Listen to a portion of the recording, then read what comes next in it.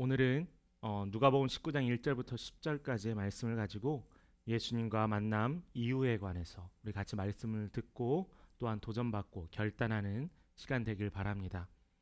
얼마 전에 BTS 여러분 아시겠죠? 너무나 잘 알고 전 세계적으로 유명한 지금 최고의 아이돌이고 가수이기도 한데 얼마 전에 BTS가 그 요리 전문가이고 또 방송인인 우리 백종원 씨와 이제 콜라보로 김치 만드는 그런 프로그램을 운영을 했었습니다.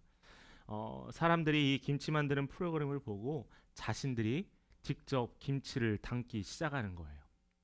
전 세계에 있는 팬들이 단지 뭐 때문에요? 바로 이 BTS를 좋아하기 때문에요. 그래서 이들이 자신들이 직접 김치를 만들고 자신의 홈페이지에 또한 SNS에 올리게 되었습니다. 여러분 다 아시겠지만 여러분 젊으신 분들은 김장하시는 거, 김치 담그는 거 잘 모르시잖아요. 아니면은 부모님한테 아니면 사서 먹는 게 더 낫다라고도 생각합니다.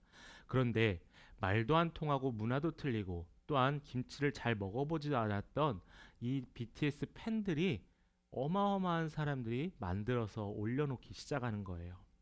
왜 이들이 이것을 만들었을까요? 바로 그것은 자신이 좋아하는 연예인이 만들었기 때문이에요.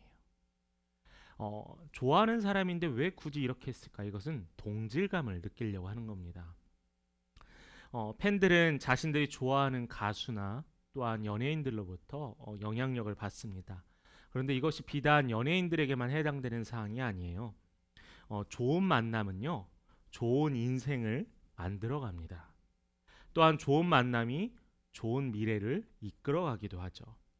그러므로 좋은 만남은 결론적으로 좋은 영향을 끼치게 됩니다. 여러분들도 지금 여러분의 성격과 성향들이 어떻게 만들어졌냐면은 부모로부터 또한 학교로부터 또한 교회로부터 또한 주위의 친한 친구들로부터 서로 간에 영향을 주고 받음으로 말미암아 지금의 형태와 지금의 성격들이 성향들이 만들어지게 되었다라는 거죠. 여러분, 선생님과 학교로부터 영향도 받고 교회로부터 영향을 받았는데 지금 이러한 나의 형성된 모습은 나의 언어, 가치관, 태도, 심지어는 우리가 흔히 입는 이 의상까지도 영향을 주고받습니다. 그렇다면 여러분, 만남 중에 어떠한 만남이 가장 좋은 만남일까요? 저는 무르나마나 여러분과 이 자리에 함께 예배를 드리고 또한 같은 하나님을 섬기는 이 자리가 최고의 만남이라고 생각을 합니다. 우리는 하나님의 선택을 받았고요. 또 그 은혜 안에서 하나님을 믿기로 헌신하고 결단하였어요. 그러므로 말미암아 저도 고백하는 것은 제 인생의 최고의 만남은 하나님을 만났던 만남입니다. 하나님을 믿기로 한 내 선택은 최고의 선택이었고요. 우리가 지금까지 우리가 예수님을 만난 사람들에 대한 시리즈를 9번을 거쳐왔는데 이 9명의 사람들의 공통점이 뭐였냐면은 예수님을 만났다라는 거예요. 예수님을 만나기 위해서 열과 성의를 다했습니다. 38년 된 병자가 도와달라 요청했고요. 남편을 5이나 두었던 이 여인은 예수님과 대화하였습니다. 지난주에 말씀을 나눴던 바디메오는 예수님을 만나기 위해서 찾아갔어요. 근데 오늘의 읽었던 이 삭개오 또한 예수님을 만나기 위해서 예수님을 만나러 가는 것을 결정하였어요. 예수님께서 제자들과 함께 예루살렘으로 가시는 길에 여리고를 지나가시게 되었습니다. 여러분 이 여리고 하면 무엇이 생각나세요? 지난주에 바디메오가 고침받았던 여리고이기도 하지만은 이 여리고는 구약 시대에 이스라엘 백성들이 애굽을 탈출하고 광야 생활 이후에 이 여리고성을 돌므로 말미암아 하나님이 그 성을 무너뜨렸던 곳이에요. 근데 이 무너뜨렸던 곳이 그 이후에 다시 회복되어서 아주 큰 상업의 도시, 경제의 중심의 도시가 되었어요. 이 도시에서 이 중요한 도시였기 때문에 이곳에서는 이 여리고에서는 팔레스타인의 아주 경제적인 중심 뿐만 아니라 이 경제적인 중심지에서 세금을 주고받는 상거래의 중심지였다는 거예요. 그래서 그곳에서 일하는 자가 누구였냐면은 오늘 본문의 삭개오였습니다. 삭개오는요 예수를 만나러 갔고요, 기다렸고요, 예수를 만나고 변화되었습니다. 오늘 첫 번째였던 이 삭개오는 자신의 상황을 극복했어요. 예수님을 만난 사람들의 공통적인 특징이 뭐냐면은 상황이나 자신의 약점이 예수님을 만나는데 어떠한 방해물도 되지 않았다라는 거예요. 비록 그게 장애물로 힘들었을지언정 그것을 극복했다라는 겁니다. 여러분, 오늘 교회 나와서 예배드리시는 것도 많은 힘든 결단과 또한 결정이 있을 거라고 생각을 합니다. 오늘 꼭 와야 돼? 아이가 아픈데? 오늘은 좀 쉬었으면 좋겠는데 다시 온라인으로 예배를 드릴까? 여러분, 이러한 고민들이 어떠한 결단을 내리게 되었냐면은 이 상황을 극복해야 이 자리에 우리가 함께 헌신할 수 있다는 거예요. 이 자리에 함께야 우리가 하나님께 예배드릴 수 있다라는 겁니다. 그는 누구였을까요? 삭개오는 누구였을까요? 그는 세리였어요. 게다가 그러한 세리들 가운데 가장 높다는 세리장, 지금의 세무서장 정도 되었겠죠. 이 삭개오는 이렇게 높은 지위에 있었기 때문에 사람들로부터 많이 잘 알려져 있었습니다. 그래서 지금으로 말하면 이 세무서장인 이 삭개오가 자신의 권한과 명예를 부여받았던 로마로부터 강력한 힘을 부여받았다는 거죠. 사회적 지위가 높았고요. 또한 사람들로부터 어쩔 수 없는 존경을 받게 되었습니다. 근데 어쩔 수 없다라는 말, 이 말이 왜 나오는지 한번 볼게요. 사실 이 세리라는 직업은 존경받는 직업이 아니었어요. 누가복음 5장 30절의 말씀입니다. 바리새인과 그들의 서기관들이 그 제자들을 비방하여 이르되 너희가 어찌하여 세리와 죄인과 함께 먹고 마시느냐. 당시 이스라엘은, 유대는 로마의 지배를 받고 있었어요.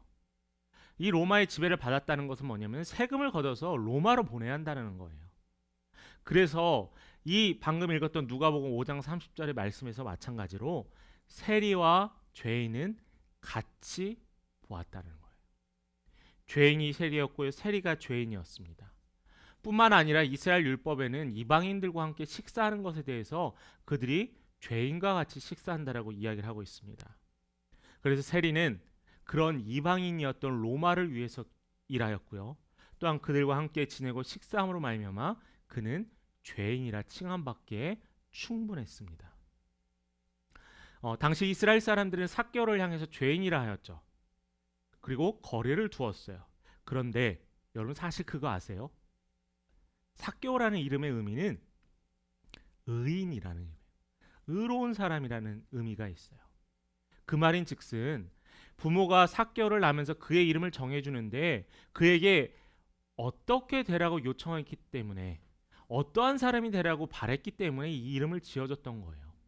근데 의로웠던 이름이었던, 의로웠던 자라는 이름이라 뜻을 가졌던 이 삭개오는 결국 이스라엘 백성들로부터 외면받고 손가락질 당하는 사람이었다라는 겁니다. 그런데요, 이러한 삭개오가 아주 흥미로운 소식을 하나 접하게 돼요. 그 소식이 뭐냐면은 바로 여리고성에 들어오는 문 밖에서 늘 구걸했던 소경이 바디메오가 예수님을 만나고 눈을 떴다라는 거예요.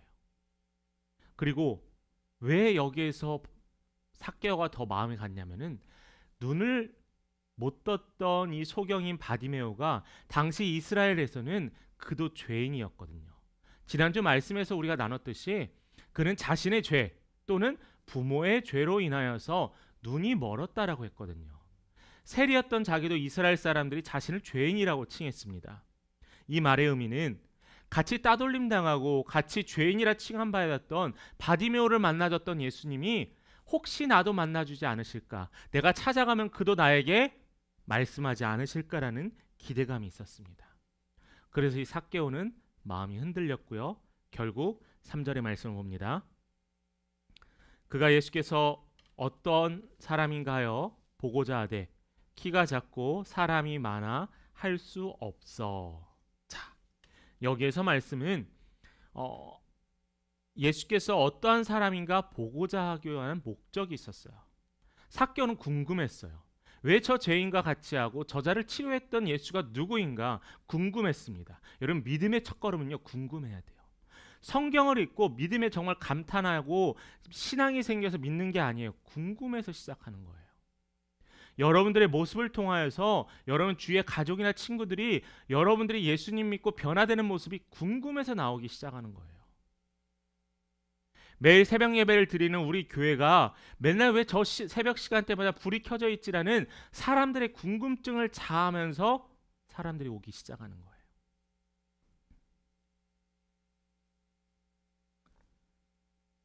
삭개오는 이러한 소문을 따라 예수님이 오신다는 그 길로 나아갔습니다.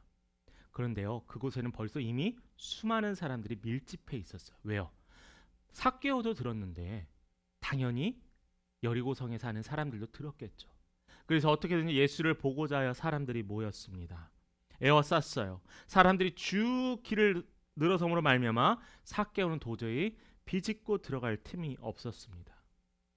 키가 작은 삭개오.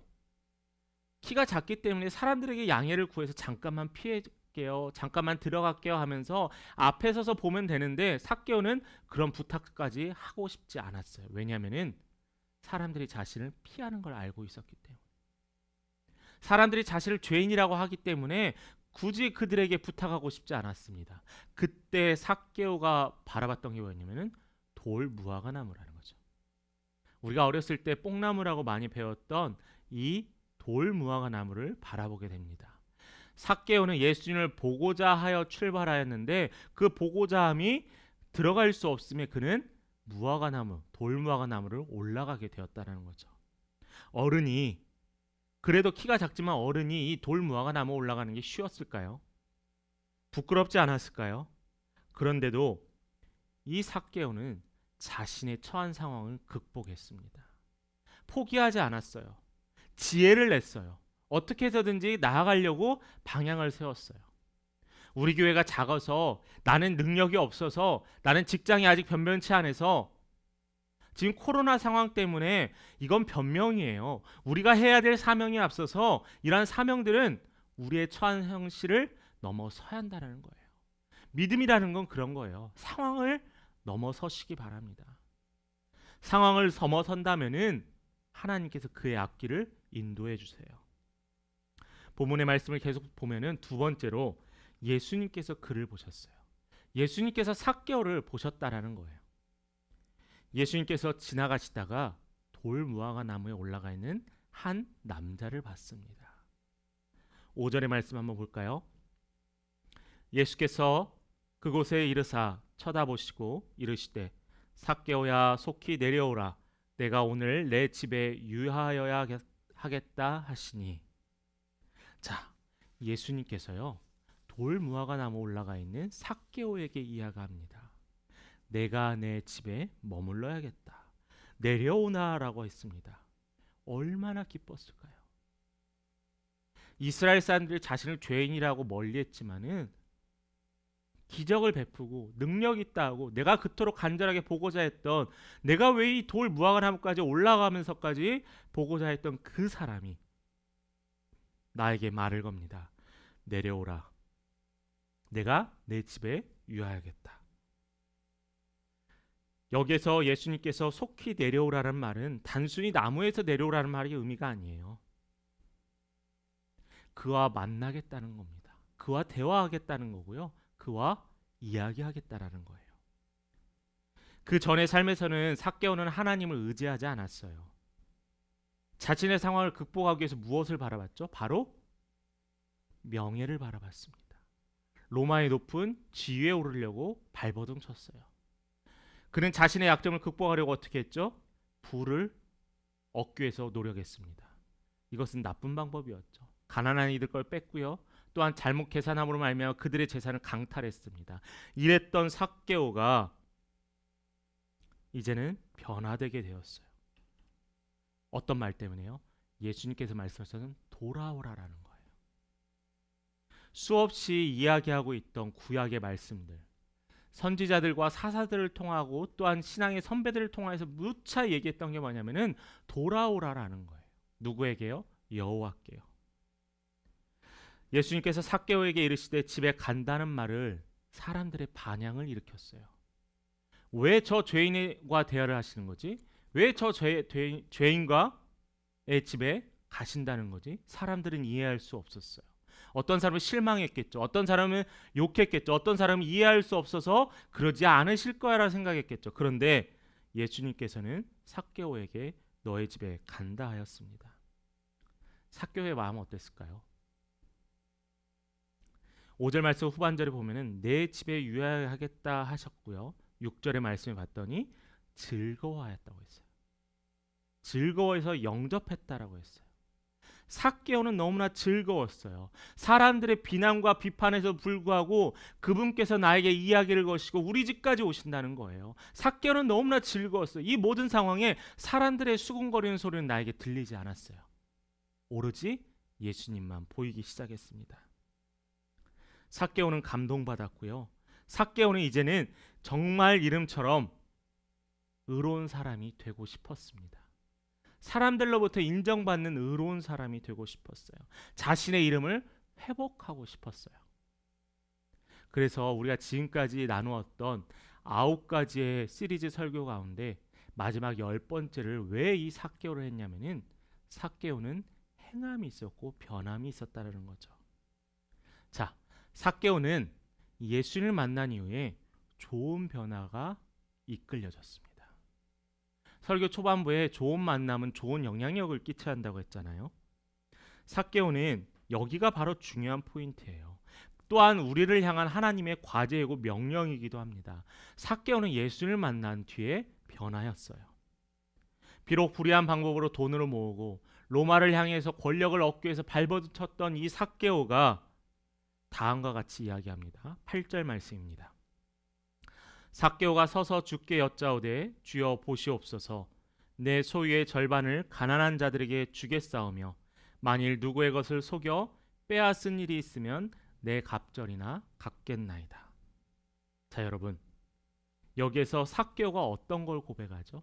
예수님을 만나서 그냥 즐거움에 끝나지 않았어요. 예수님을 만나고 그는 결단했어요. 행동했어요. 변화되었어요. 삭개오는 우선 예수님께 자신의 잘못을 뉘우쳤습니다. 우리는 이것을 뭐라고 하죠? 회개라고 해요. 회개. 자신의 잘못된 행동을 고백하고 이야기하는 것을 우리는 회개라고 합니다. 이건 누구나 다 잘 알고 있죠. 그런데 이 회개가 자신의 잘못을 그냥 이야기하는 것을 멈추면 안 돼요. 이에 더해서 성경에서는 회개를 뭐라고 이야기하냐면은 돌아오다 돌이키다까지 이야기합니다. 회개는 그냥 내 잘못에 하나님 내가 이거 잘못했어요. 하나님과 제가 가족과 싸웠어요. 하나님 제가 잘못된 말을 했어요. 회개해 주세요. 용서해 주세요가 끝나는 게 아니라 그 방향에서 돌이켜야 돼요. 내가 잘못된 길을 가고 있다면 인지했다면은 그 자리에서 멈춰서 방향을 틀어야 돼요. 그런데 우리는 이 회개를 그냥 내가 잘못했다는 걸 아는 데서 멈추는 거예요. 그러기 때문에 선한 영향력이 없고 그러기 때문에 좋은 결과들이 나타나지 않는 거예요. 그런데 삭개오는 달랐습니다. 삭개오는 변화되었어요. 그래서 8절의 말씀에서 회개한 자가 그의 결단에 대해서 이야기합니다. 바로 가난한 자들에게 절반을 나누고 또한 내가 잘못 취득한 것은 4배로 갚겠다라고 이야기해요. 여러분, 삭개오는요 자신의 약점을 극복하기 그렇게 노력했던 것을 예수를 만남으로 내려놨습니다. 근데 여러분들은 내려놓으셨나요? 여러분들은 여러분이 쥐고 있는 것을 내려놓지 않고 하나님만 바라보고 계시지 않으세요? 여러분이 무엇을 쥐고 있어서 온전한 믿음과 신앙의 길로 돌아서지 않습니까? 왜 여러분들은 헌신과 결단으로 하나님을 만나지 아니하시나요? 성경에 아주 부유했던 왕이 있죠. 지혜로웠던 왕, 바로 솔로몬이 있습니다. 이 자는 바로 세상의 모든 부귀와 영화를 누렸었어요. 그런데요, 죽음을 앞두면서 전도서의 말씀을 쓰면서 그는 전도서 1장 2절에 아주 중요한 말씀을 합니다. 헛되고 헛되며 헛되고 헛되니 모든 것이 헛되도다.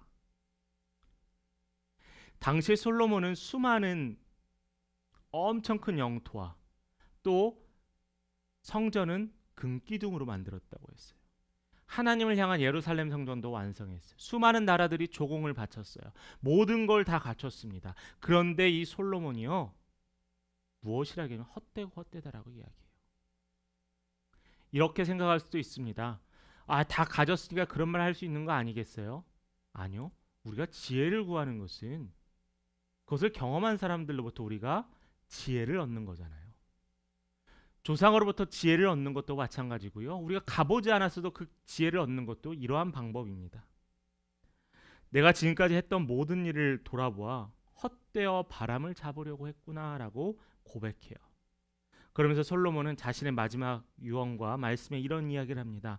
하나님을 경외하고 명령을 지킬지어다. 이것이 사람의 본분이니라.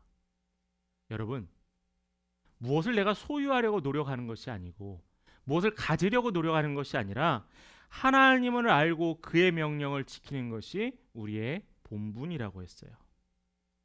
삭개오는요, 예수를 만나고서요, 뭐 특별한 믿음이 생겼을까요? 아니요. 예수님을 만나고 대화하며 그는 결단했어요. 삭개오는 이 사실을 알게 되었습니다. 예수님을 만나려고 마음 먹었을 때부터 이제 그의 마음은 벌써 물질이 인생의 전부가 아니라는 걸 조금씩 알아가고 있었어요. 또한 내가 지금까지 소유했던 이 물질이 나를 행복해주고 나를 이 공동체 안에 들여놓게 해준다라고 생각하지 않았습니다. 그가 예수님의 부르심으로 변화되었을 때 가장 먼저 가난한 사람과 자기로 인해 해를 당한 사람을 생각했어요.